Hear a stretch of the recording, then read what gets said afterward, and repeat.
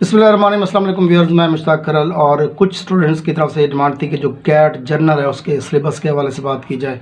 गो के आपके यूट्यूब पे और मुख्तलिफ और ज़राए के साथ बहुत सी गैट के हवाले से सिलेबस मौजूद है, गूगल पे भी मौजूद है, आपके यूट्यूब पे मौजूद है। बहरहाल मैं इसको सादा अंदाज में आपके सामने बयान करने की कोशिश करता हूँ कि गैट जो है वो गैट जनरल ख़ास तौर पर जो एमए के बाद M.Phil के स्टूडेंट्स एडमिशन लेने के लिए ये गैट करते हैं। तो इसमें एक चीज़ ध्यान में रख लें कि दो तरीके हैं इसके, या तो यूनिवर्सिटी अपना टेस्ट लेगी या फिर NTS की तरफ से जो गैट जनरल का टेस्ट होता है, इसको ग्रेजुएट असेसमेंट टेस्ट कहते हैं।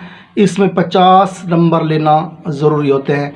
तो ये साल में 6 बार होता है। अब जो रिसेंट अभी आज हम 27 अप्रैल को वीडियो बना रहे हैं, तो 3 मई इसकी आखिरी डेट है और ये टेस्ट 17 मई को, शायद नेक्स्ट मंथ की 17 तारीख को ये टेस्ट है। 3 मई तक आप लोग अपना एडमिशन भेज सकते हैं 1000 फ़ीस के साथ। NTS के एड्रेस पे आप लोग ऑनलाइन अप्लाई करें तो ये आप 50 मार्क्स लेके आप एलिजिबल हो जाएंगे M.Phil के लिए।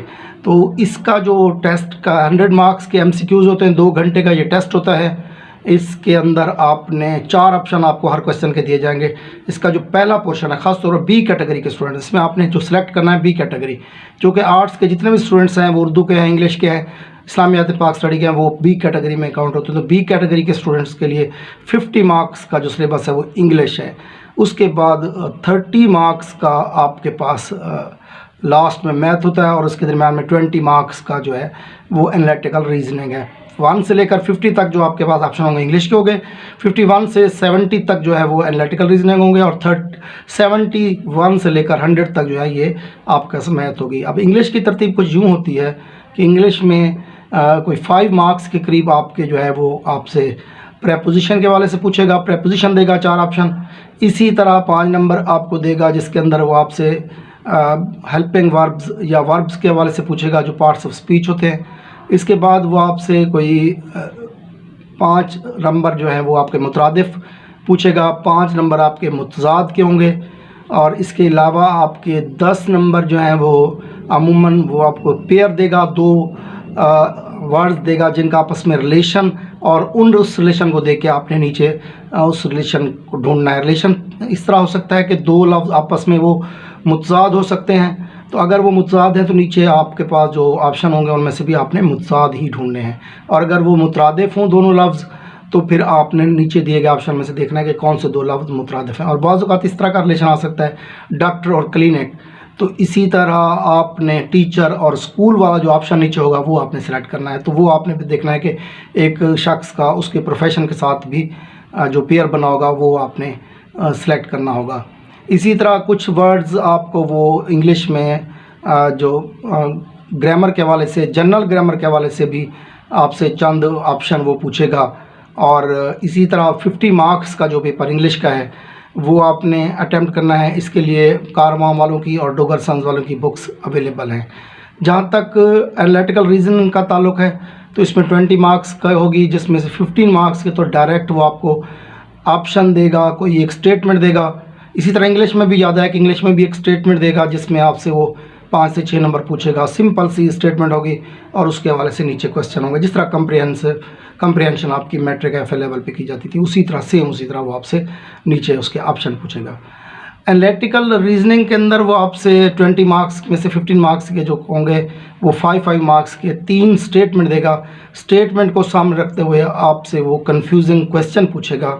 स्टेटमेंट तकरीबन वो जो पुराने दौर में पहेलियाँ हुआ करती थी कि एक शख्स के पास एक बकरी है और फूल है और शेर भी है, वो दरिया क्रॉस करना चाहता है या नहर क्रॉस करना चाहता है, तो वो एक एक चीज़ को आगे रख के आ सकता है। तो पता है कि किस तरीके से वो चीज़ों को रखेगा। अगर वो शेर ले जाता है तो पीछे बकरी फूलों को खा जाएगी, अगर वो फूलों को ले जाता है तो शेर बकरी को खा जाएगा। वो फिर इस तरीके से आप लोगों ने इसको हल करना होता है कि आप बकरी को पहले ले जाएगा फूल और शेर को पीछे छोड़ जाएगा, फिर वापस आएगा तो यहाँ से शेर को ले जाएगा, बकरी को वापस लेता आएगा, फिर बकरी पीछे छोड़ जाएगा, फिर फूल उठा के ले जाएगा और वहाँ जाके रख देगा। शेर जो है ना फूलों को नहीं खाएगा और आखिर में फिर बकरी को ले जाएगा। मतलब इसी तरह की आपकी वो स्टेटमेंट दे देगा कि जी मिसाल आपको दे रहा हूँ कि जी 6 टोकरे रखे हुए हैं सब्ज़ी के और 6 टोकरे रखे हुए हैं फ्रूट के, एक सब्ज़ी का एक फ्रूट का, एक सब्ज़ी का एक फ्रूट का, उनके नेम भी दिए गए होंगे।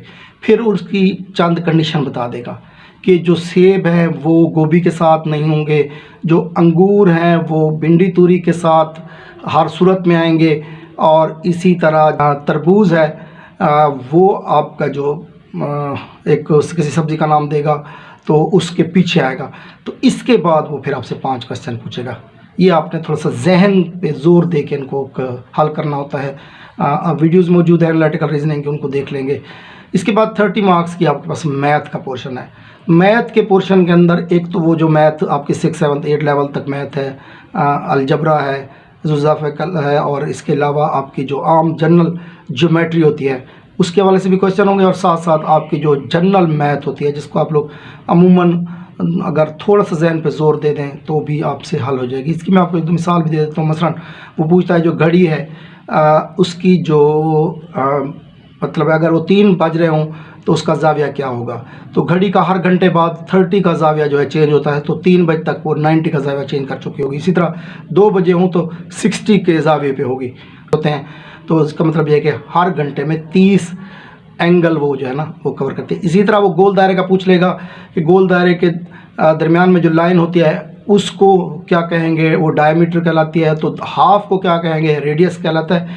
वो जनरल मैथमेटिक्स के हवाले से भी पूछ लेगा, और जनरल जो मैथ होती है आम लाइफ में जो आपके पास क्वेश्चंस होते हैं मैथ के हवाले से, जिनको आप आराम से वहाँ बैठ के ज़रब, तकसीम या नफ़ी करके भी हल कर सकते हैं। तो ये गैट के हवाले से चंद चीज़ें थी, इसको एहतियात से करें तो इंशाल्लाह ताला ये पेपर आराम से आपका हल हो सकता है। 50 मार्क्स आप अगर क्लियर कर जाते हैं तो फिर आपकी गैट क्लियर होगी, आप एलिजिबल होंगे किसी भी M.Phil के एडमिशन के लिए। तो ये हमारी आज की वीडियो थी।